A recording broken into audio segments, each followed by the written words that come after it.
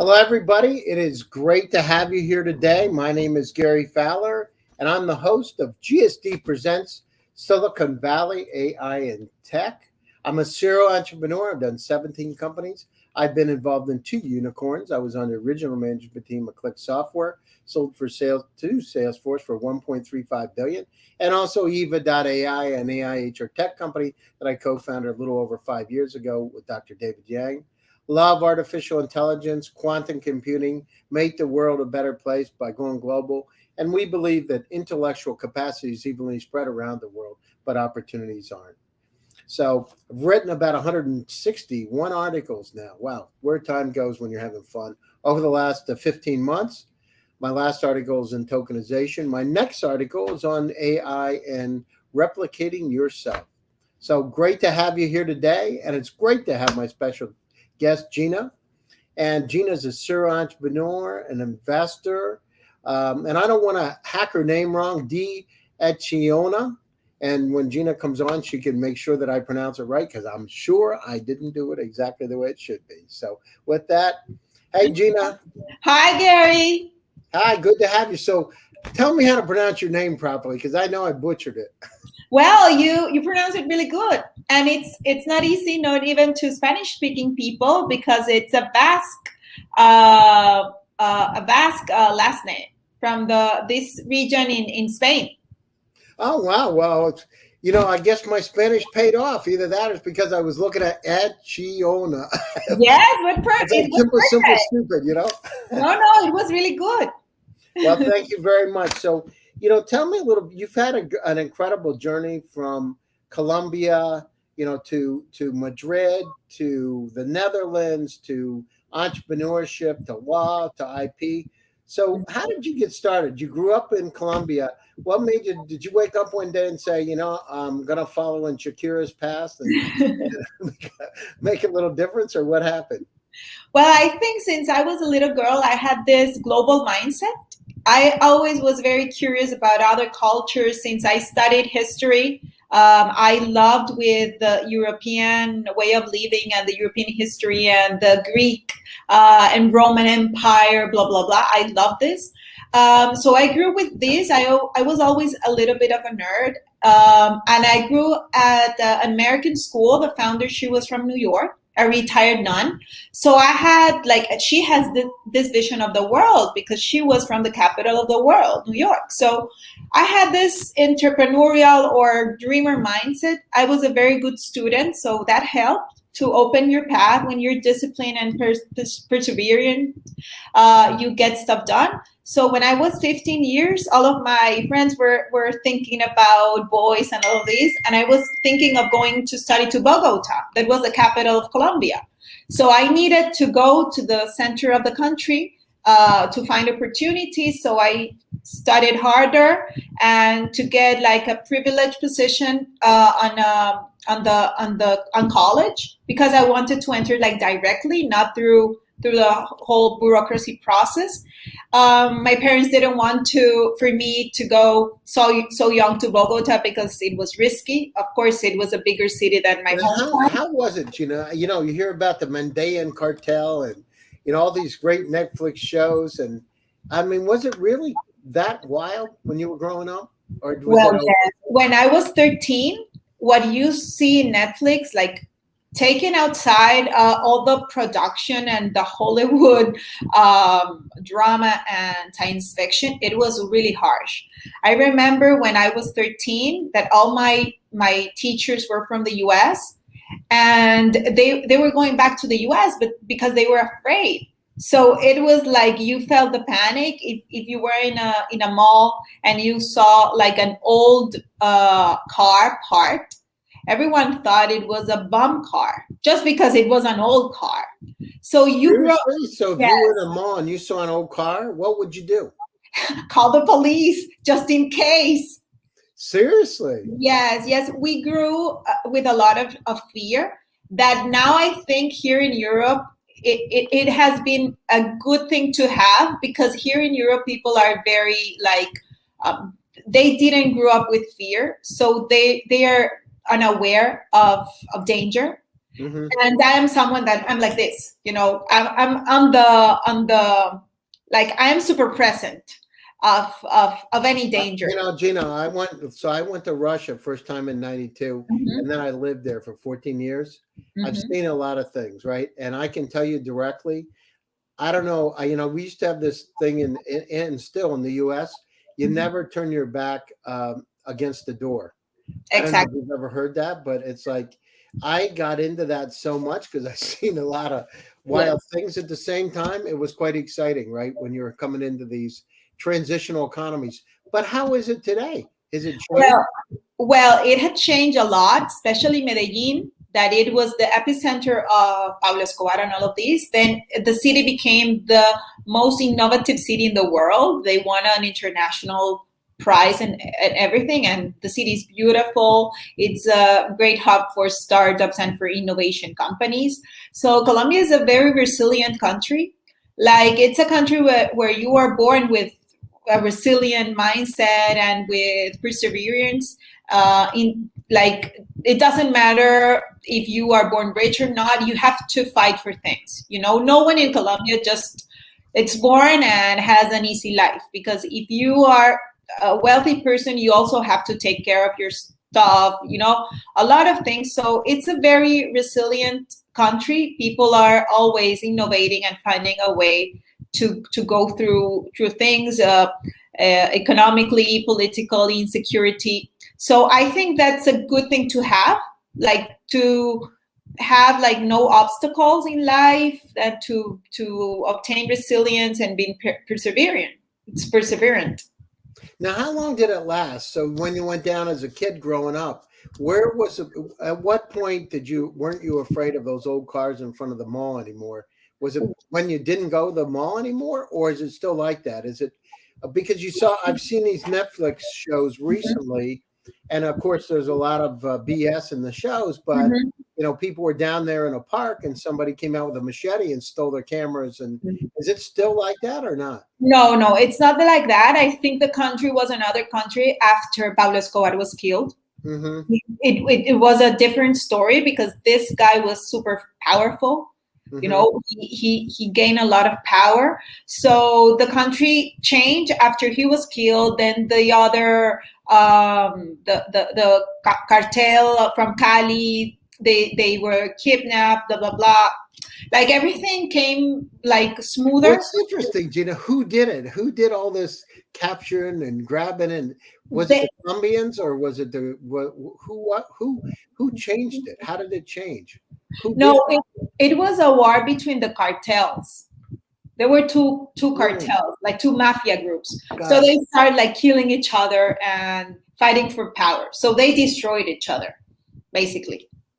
Wow, interesting.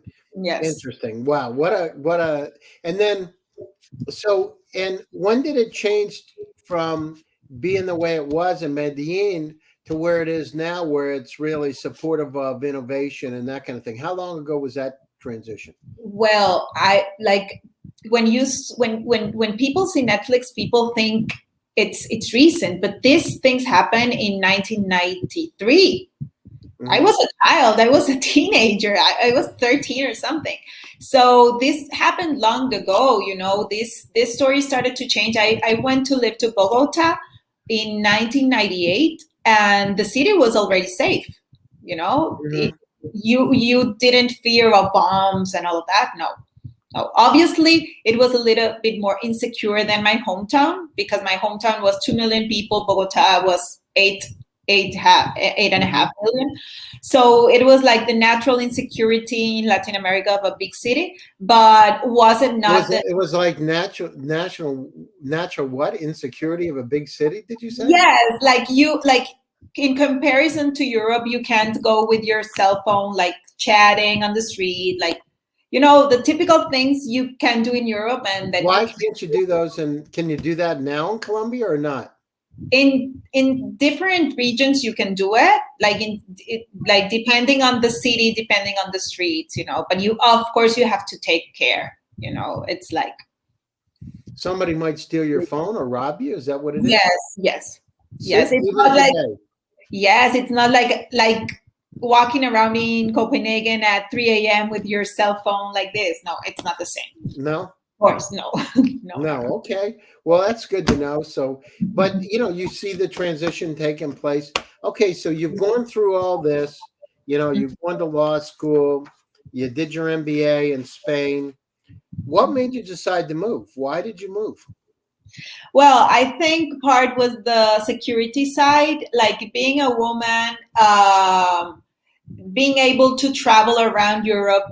Like when I lived in the Netherlands, I was able to go by bus to Brussels and come back at 11 p.m. in a bus station. You can't buy that with any money. So for me, it was a sense of freedom, of being able to travel around Europe, the different cultures. I'm a lot about the culture, the architecture, the different languages. I love that. I'm a very fan of the European culture and the work-life balance. Here in Europe, you live to work, not the contrary on working to Live. just to live. So I like the welfare system and the balance of making money, but also enjoying life. Oh, that's great. And so what do you do for fun? What do I do for fun? Well, here in Spain, it's all about socializing and going to eat and having a beer with your friends and having a wine and talking a lot, like socializing. I also like to go to the gym. I think it's very important as an entrepreneur to have good habits. So every morning, I just open my eyes and go to the gym. I also go to the park to do picnic with friends, like read on the park, chill, go to the theater or to a museum. I love art. I think art inspires you and builds creativity. Anytime I have a problem, like to solve in my business, I go to a museum or I go to a concert because I think art connects with your emotions, and I am a true believer of creativity and that way to obtain like the problem solving through creativity. So in the positive side. So. And so what kind of concerts? Do you go to heavy metal just to forget? No. What do you do? No, I love like pop, like traditional Spanish music also, flamenco. Like I am someone that I love, like I lived in Africa as well. And I love to get in touch different cultures. Mm-hmm. And music is a way to get deep into the culture, music and food.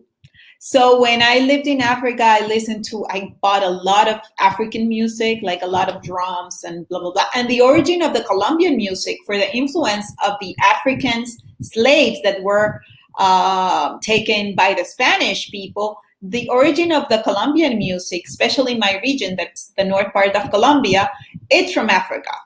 So culture and music are very related.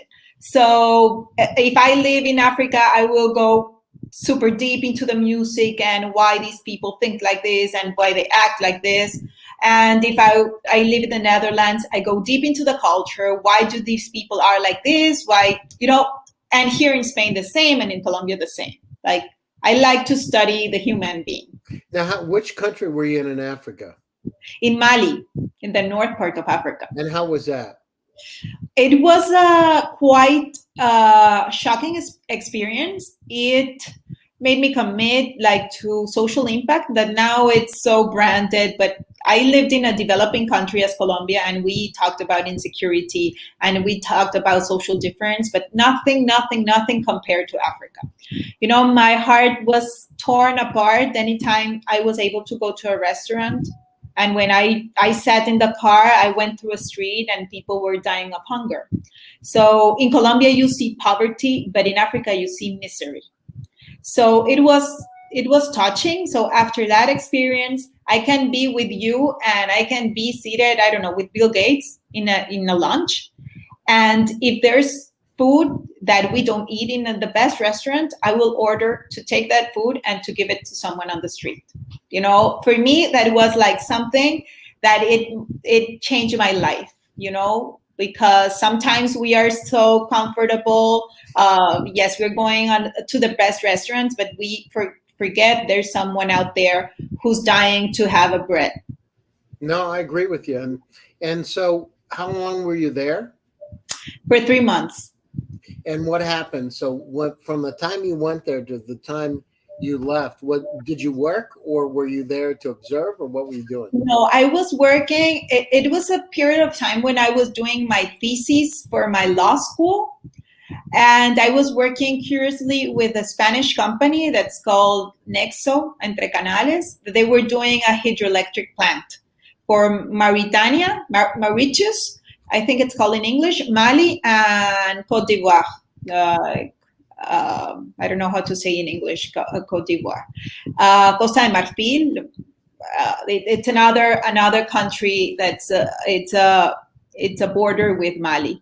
So it was 3 months work, and I really enjoy it. But it really changed my life. It changed how I saw the world.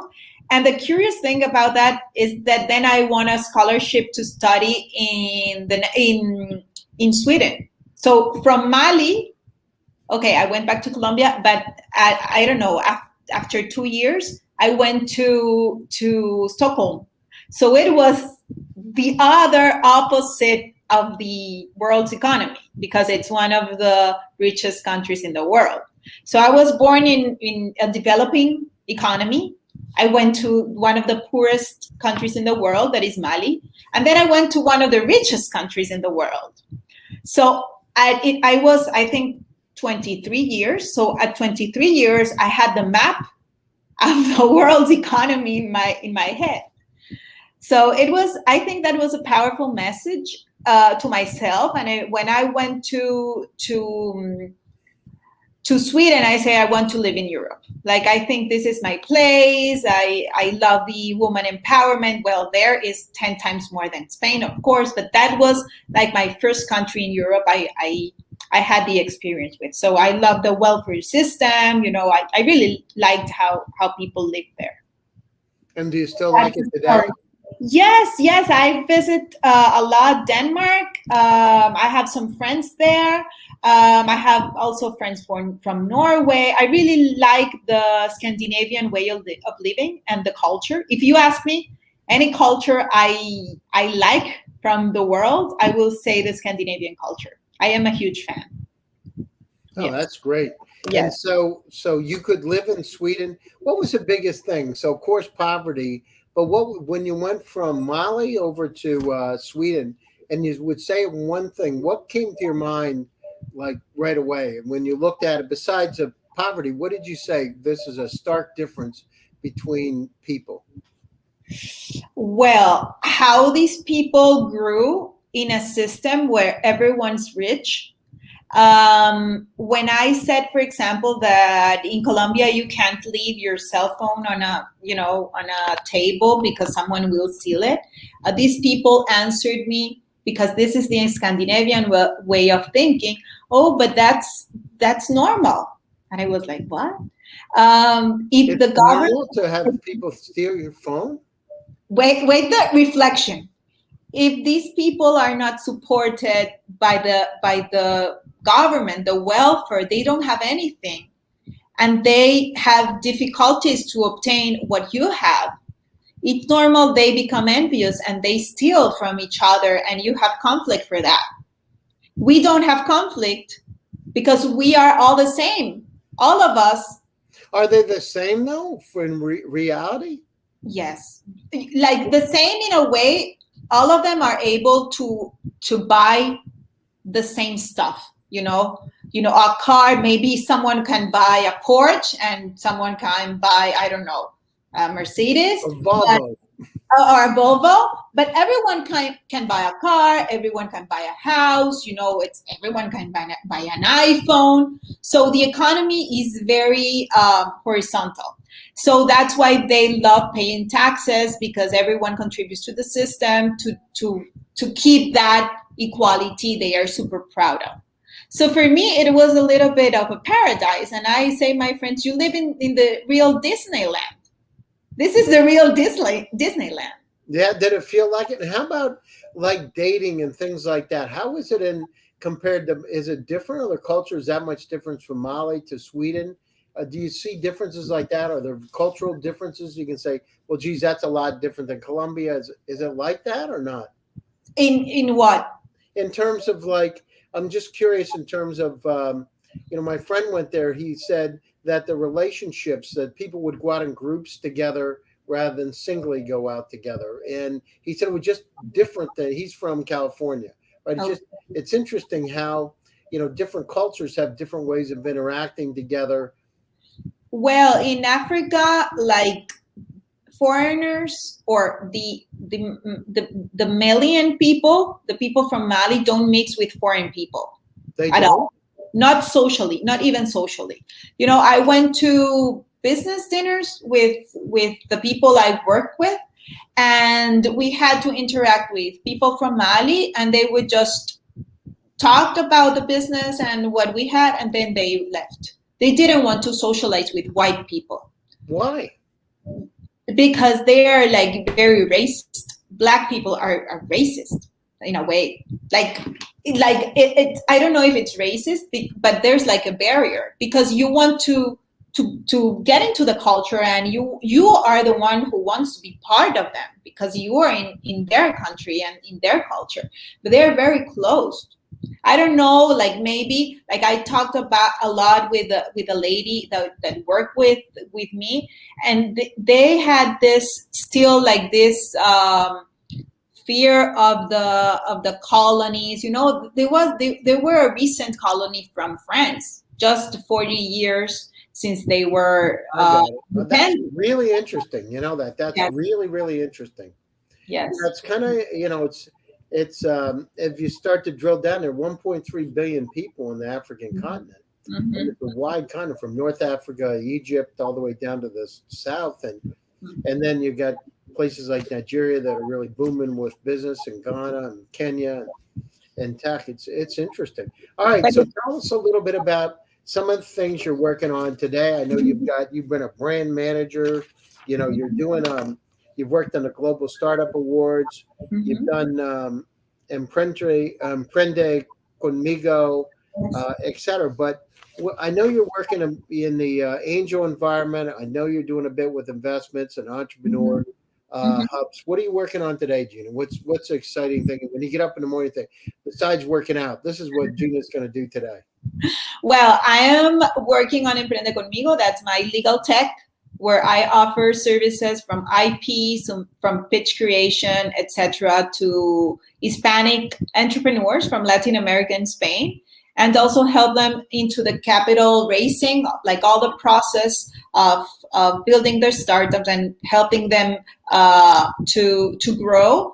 And also am doing a fund for this type of startups from Spain and from Latin America. Spain is a very interesting and developed ecosystem. We have had here 5 unicorns, but Latin America now it's booming because we've had like on these past years 28 unicorns. So when I arrived here 4.5 years ago, the ecosystem was way, way, way more advanced than Latin America. But Latin America has grown in these 2 years exponentially. Like 28 unicorns in this past years are crazy if you compare it with Spain, because Spain was way ahead. For example, when I came here, the ecosystem, the venture capital, the amount of capital that was in Spain, the local and government support, the support of the European Commission. In Latin America, there's nothing of that. There's no European Commission. There's no, right. Yeah, so but there's 600 million people. Yes, of course. I mean, it's untapped opportunity. And so, but so is Spain not moving very quickly? Is that what it is? Or is it Europe in general not moving quickly? I think Spain in general moves slow, and Spain has the mindset of a local market. The startups here are grown to conquer Spain, and that's a very small market. Mm-hmm. So in Latin America, you are born at least to conquer Latin America, at least. So it's a wider market. So now even the Spanish president went to the US because he wants the startups from Spain enter the US. Now there's a new law of startups here in Spain to help the entrepreneurs with less taxes, to incentivize investments in Spain. But this is something that's moving now, because the economy here was not based in startup but in construction, tourism. So after COVID, tourism and hospitality, restaurants and hotels and all of these were like the boom in the Spanish economy. So after COVID, they started to invest more in the startup ecosystem and to help the digitalization of SMEs, because there were like really interesting business here, but old-fashioned business. So they're trying to make them more international and more technological. And in Colombia, and I talked to Colombia, but I'm talking about Latin America, you have more closeness to what's happening in the US. And US, it's more technological, more marketing, more money driven. So when you're born in Colombia and in Latin America, you have the US as an example to follow. And you're always like trying to go there and to build your business there. So it's like your natural market after conquering Latin America. So I think Latin America is moving really, really fast, because I know the low resources or how the ecosystem was there, because it was like pure private, very low public resources for this. So it's very compelling what they are doing. I am super surprised and super proud of the region, and I am super confident of the region because I know what Latins are made of around the world. You see it here, like the passion and how people are when they're given an opportunity to work. They're super motivated and wanted to give 200%.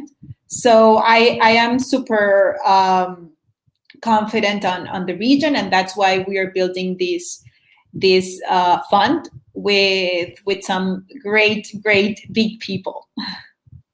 No, that's great. And so what do you look, so over the next year, what are you going to be doing, and are you going to stay? Are you going to go back to Latin America? Are you going to stay in Europe, or what are you going to do? No, I love Europe. I love living here. But I want to do this triangle of Europe, the US, and Latin America. Mm-hmm. Those will be my three markets. In winter, I emigrate as the birds. I go to my land, to the coast, to have sun. Where people are freezing here, I prefer to be. Oh, that's great. Well, yes. You're a migratory bird then, huh? Yes, I'm a migratory bird. And now that summer, that everyone's at the beach, all of my friends are at the beach, because in Spain, no one works in summer. I am working in summer to be able to enjoy my winter as a flying migrant bird. Well, that's great. That's great. So, all right, we're coming to the top of the hour. How do people, closing thoughts, and how do people get a hold of you? Well, it's very easy. It's my name, Gina, at emprendeconmigo.com. I am in Instagram as well, in Facebook, and well, anything you need from Latin America and Spain, we are here to help out. We love to help entrepreneurs go global and to grow. And if you're interested in investing in Latin American startups, we are glad to talk about our fund. That sounds great.